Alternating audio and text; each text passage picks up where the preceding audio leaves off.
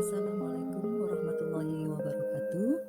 Salam dan bahagia Bapak dan Ibu guru hebat. Perkenalkan, nama saya Afiatur Rizkia, guru SDN Pandian 5, Kecamatan Kota Sumeneb, Kabupaten Sumeneb.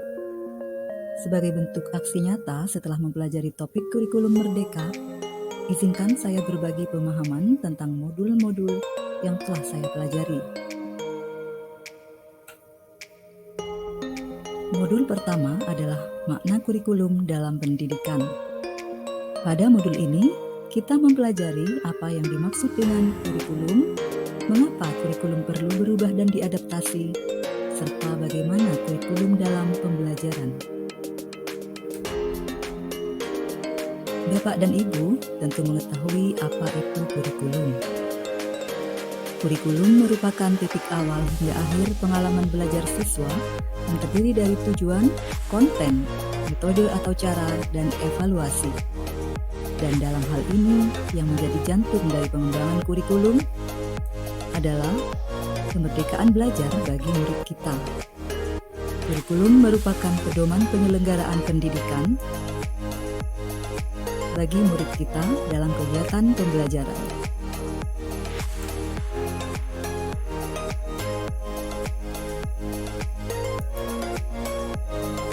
Kita semua tahu bahwa ada perbedaan ketika kita bersekolah dulu dengan keadaan murid-murid kita belajar saat ini. Karena murid hidup pada zaman dan keadaan yang berbeda. Tentu diperlukan kurikulum yang bisa membantu murid menghadapi dunia yang penuh dengan tantangan. Sebenarnya, apa sih fungsi dari kurikulum itu sendiri? Terdapat 3 fungsi utama dari kurikulum, yaitu mewariskan nilai dan budaya masyarakat yang relevan dengan masa kini.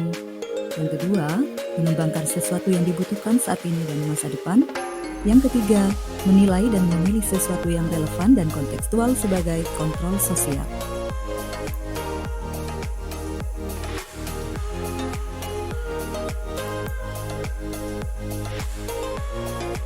Kepala sekolah dan guru merupakan pemilik dan pengembang kurikulum di satuan pendidikan dan harus terus beradaptasi mengembangkan kurikulum sesuai konteks dan karakteristik murid-murid kita. Selain kepala sekolah dan guru, juga perlu kerjasama dengan orang tua dan masyarakat untuk mengembangkan kurikulum di sekolah. Kurikulum harus mempertimbangkan kebutuhan, pendapat, pengalaman, hasil belajar, serta kepentingan murid sebagai rujukan pengembangan kurikulum. Karena sejatinya, kurikulum dirancang untuk murid. Sebagaimana pepatah, "It takes a village to raise a child." Dibutuhkan seluruh desa untuk membesarkan seorang murid. Ada beberapa pertimbangan mengapa kurikulum perlu diadaptasi. Yang pertama, karena terdapat perbedaan lingkungan dan ekosistem sekolah. Selain itu, terdapat perubahan yang terus terjadi di sekitar kita. Dan hal yang tidak kalah pentingnya, adanya perbedaan murid yang ada di sekolah, baik dari segi budaya maupun dari segi sosiologis. Sebagai pedoman penyusunan kurikulum operasional satuan pendidikan, pemerintah sudah menyiapkan contoh yang bisa dikembangkan oleh satuan pendidikan. Sebab kurikulum bersifat dinamis, mengikuti perubahan zaman dan kebutuhan satuan pendidikan. Tolak ukur penyusunan kurikulum operasional satuan pendidikan yang bertujuan untuk memastikan bahwa murid bisa berkembang sesuai zamannya adalah keanekaragaman, latar belakang, dan kemampuan murid. Komponen kurikulum operasional satuan pendidikan terdiri dari karakteristik satuan pendidikan, visi, misi, dan tujuan satuan pendidikan, pengorganisasian pembelajaran, perencanaan pembelajaran, serta sistem pendampingan, evaluasi, dan pengembangan profesional.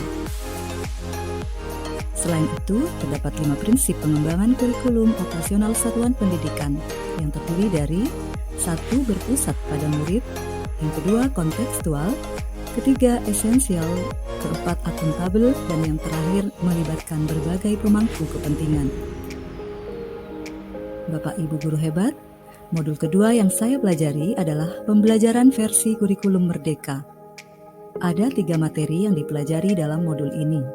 Materi pertama tentang prinsip umum pembelajaran, materi kedua adalah capaian pembelajaran, dan yang ketiga, struktur pembelajaran dengan paradigma baru. Ada 5 prinsip pembelajaran paradigma baru, yaitu mempertimbangkan kebutuhan capaian belajar murid, membangun kapasitas murid menjadi pembelajar sepanjang hayat, mendukung perkembangan kognitif dan karakter murid, menyesuaikan konteks kehidupan murid, serta mengarah pada masa depan yang berkelanjutan. Selanjutnya, materi capaian pembelajaran. Capaian pembelajaran adalah kompetensi dan karakter yang ingin dicapai setelah menyelesaikan pembelajaran dalam kurun waktu tertentu. Capaian pembelajaran disusun berdasarkan tahapan perkembangan murid sesuai usianya. Hal ini merupakan wujud dari teaching at the right level. Konsep ini menyusun pembelajaran yang disesuaikan dengan tingkat capaian atau kemampuan awalnya.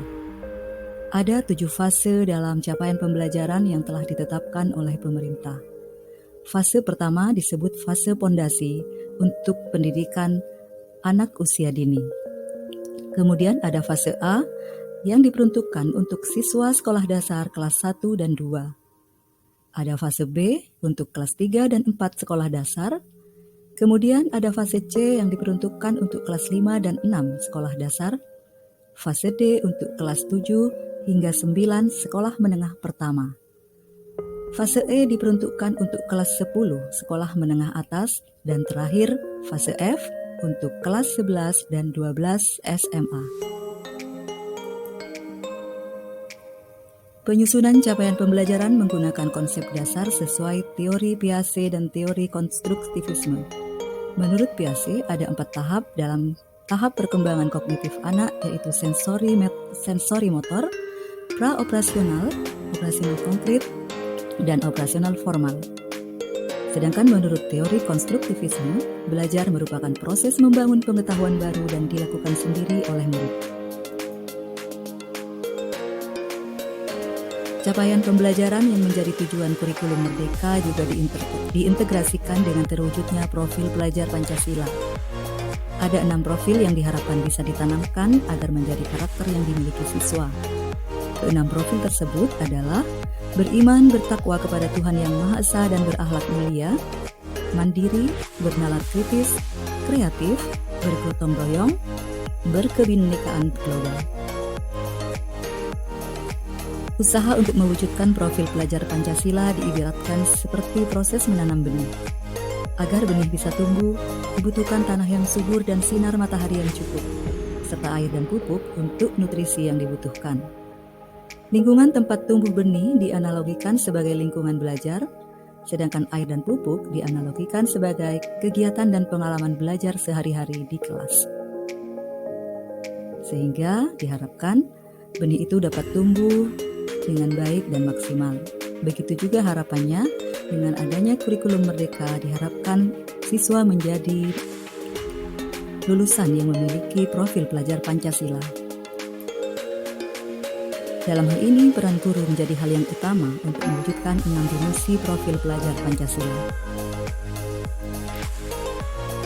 Struktur pembelajaran dalam kurikulum Merdeka dibagi menjadi 3 bagian yang berupa intrakurikuler, ekstrakurikuler, dan proyek penguatan profil pelajar Pancasila. Intrakurikuler berisi muatan atau mata pelajaran serta muatan tambahan seperti muatan lokal. Sedangkan kegiatan ekstrakurikuler disusun sesuai kapasitas dan minat karakteristik siswa. Proyek penguatan profil pelajar Pancasila dilakukan secara lintas mata pelajaran. Demikianlah pemahaman yang saya peroleh dari pelatihan mandiri yang saya ikuti melalui platform Merdeka Mengajar. Semoga apa yang saya sampaikan dapat memberikan manfaat bagi Bapak Ibu semua. Saya mohon saran dan masukan demi aksi nyata saya berikutnya yang lebih baik. Saya juga mohon maaf apabila ada penyampaian saya yang kurang berkenan. Terima kasih. Wassalamualaikum warahmatullahi wabarakatuh.